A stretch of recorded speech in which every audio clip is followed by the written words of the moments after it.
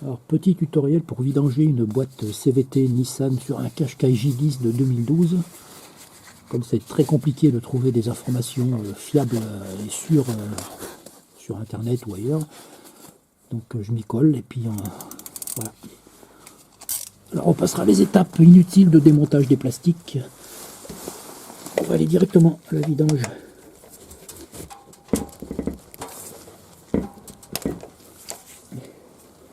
Avec une douille de 19, moteur bien chaud, boîte chaude.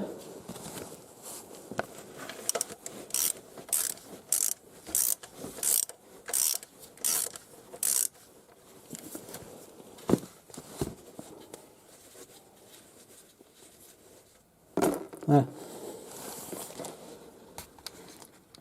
Donc on laisse bien couler et on revient après.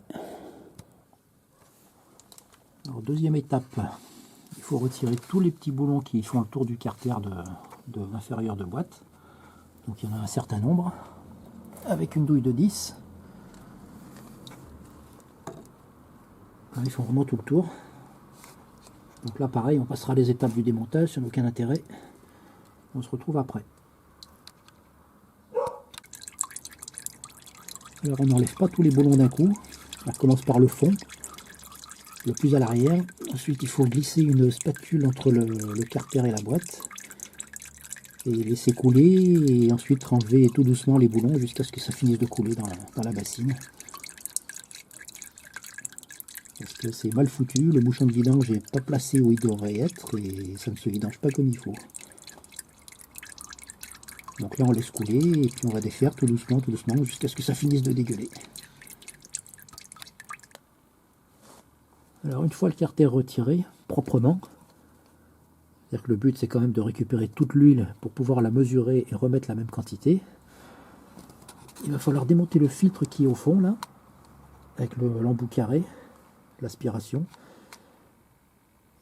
et le remplacer par un neuf. Alors quand on demande à Nissan, ils nous disent qu'il y a un filtre mais qu'il n'y a pas d'entretien à faire, donc c'est étonnant. Du moment qu'il y a un filtre qui baigne dans l'huile, le but c'est quand même de le changer de temps en temps. Et voilà. Donc peut-être que Nissan préfère vendre des boîtes de vitesse que des filtres, c'est possible. Donc on va retirer tout ça. Voilà l'intérieur du carter. Honnêtement, je m'attendais à plus de saleté que ça. Il y a un petit peu de cochonnerie accrochée sur les aimants, mais il n'y a pas de boue au fond du carter, comme on peut voir dans certaines boîtes. Là, j'arrive à 70 000 km, un peu passé, donc c'est relativement propre. J'ai vu sur des sites américains qui conseillent de vidanger tous les 50 000, sur un site français tous les 60 000, et le fabricant du filtre préconise tous les 80 000. Donc après, à choisir, on fait une moyenne, on va dire, à tous les 65-70 000, on fait une vidange avec le filtre.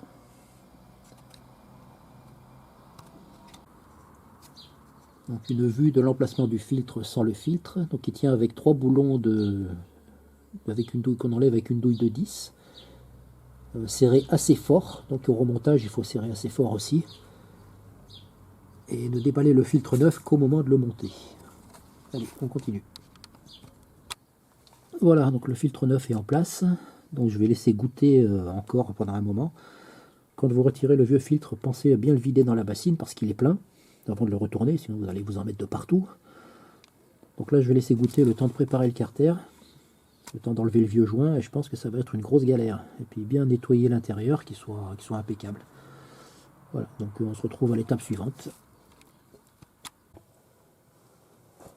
Alors bon, j'ai tout remonté dessous. Donc j'ai oublié de montrer le carter une fois propre. Effectivement, une fois passé un chiffon et nettoyé, il était quand même beaucoup plus propre. Donc il y avait quand même une couche, une pellicule grasse, un petit peu noire qui était collée au fond. Donc d'où l'utilité quand même de faire la vidange et de changer le filtre pour enlever toute cette crasse qui se met au fond petit à petit et qui encrasse le filtre. Donc je comprends pas que Nissan dise qu'il n'y a pas d'entretien à faire. C'est quand même étonnant.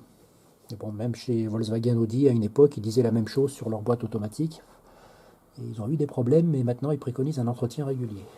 Donc voilà, je pense que c'est plus économique qu'autre chose. Ils préfèrent vendre des boîtes de vitesse que de vendre des filtres et de l'huile. Bon, alors je vais procéder au remplissage. Donc tout doucement parce que le trou est petit, c'est par le trou de la jauge de la boîte. Donc il faut y aller tout doucement. Et ça risque d'être un petit peu long.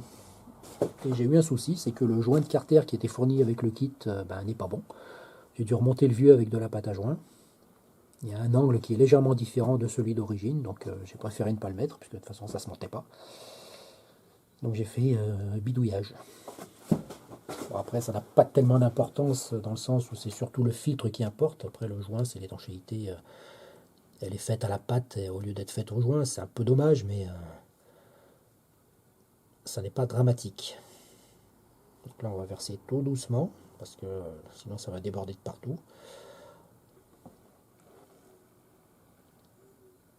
Et je reprendrai après parce qu'il y en a quand même quelques litres à mettre et à ce train-là, on n'a pas fini.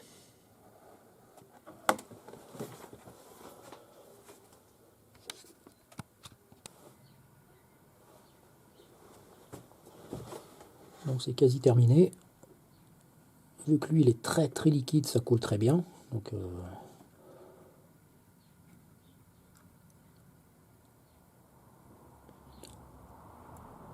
alors j'ai utilisé le même bidon qui m'a servi à mesurer l'huile, l'ancienne huile. Comme ça je suis sûr, avec des repères, comme ça je suis sûr et certain de remettre exactement la même quantité. En ayant bien nettoyé le bidon avant évidemment, avant de remettre l'huile neuve dedans. Et donc on voit des vidéos sur YouTube de gens qui critiquent ce type de boîte de vitesse, mais ce qu'on ne sait pas, c'est si l'entretien a été fait en temps et en heure, et correctement. Donc si on ne le fait pas, forcément, tôt ou tard, on est emmerdé. Essayez de ne jamais changer votre filtre à huile sur le moteur, et vous allez voir ce qui va se passer à la longue.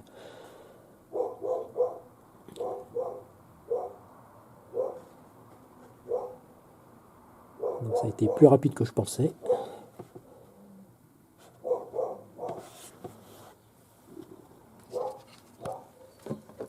Donc moi l'huile que j'ai mis, donc c'est de la Multi CTF Motul. Bon évidemment Nissan préconise de mettre de l'huile Nissan, mais bon.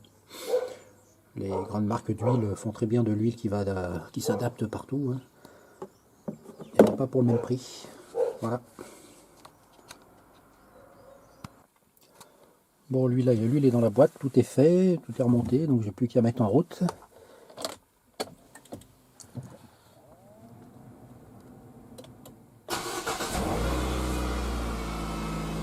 Je vais passer les vitesses.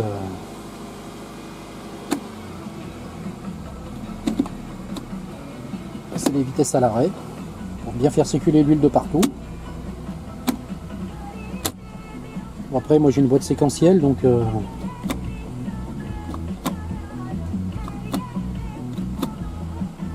on essaiera sur la route. Donc c'est bon, ça suffit, pas la peine d'en faire plus.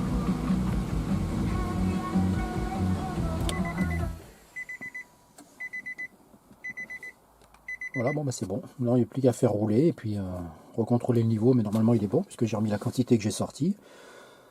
Et voilà. Après, pour je